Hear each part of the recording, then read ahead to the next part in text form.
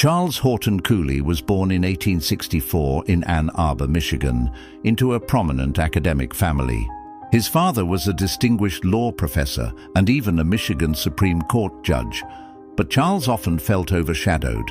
As a quiet, observant child, he struggled with shyness and even a speech impediment, which made him acutely aware of how others perceived him. These early struggles planted the seeds for what would later become his most famous idea, the looking glass. Cooley studied engineering and then sociology, eventually becoming a professor at the University of Michigan. Unlike some of his contemporaries, who focused on grand theories and sweeping institutions, Cooley turned his attention to the intimate spaces of everyday life. He believed the self is not formed in isolation, but in constant interaction with others. To explain this, he used a simple yet powerful metaphor, the mirror. The looking glass self describes the way our identities are shaped by our perceptions of how others see us. Cooley argued that there are three main steps in this process.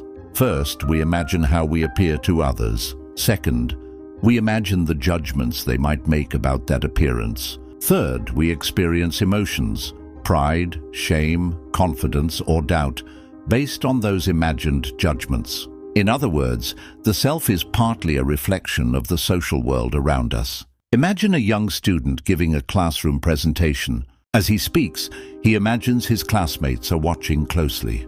He wonders if they think he sounds smart or nervous. If he imagines their judgments are positive, he feels proud and grows more confident. If he imagines they see him as awkward, he may feel embarrassed and shrink inward. The reactions might not even be real, but his interpretation of them becomes part of his sense of self. Cooley believed this process happens constantly, from childhood to adulthood. Families, friends, teachers, co-workers, and even strangers act as mirrors. In a modern sense, social media intensifies this dynamic. Every like, comment, or view can become a reflection that shapes identity, just as Cooley predicted more than a century ago. Charles Horton Cooley died in 1929, but his looking glass self remains one of the most enduring ideas in social psychology.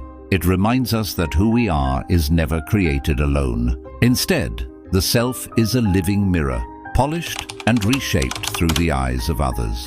Thank you for watching, and please don't forget to like and subscribe.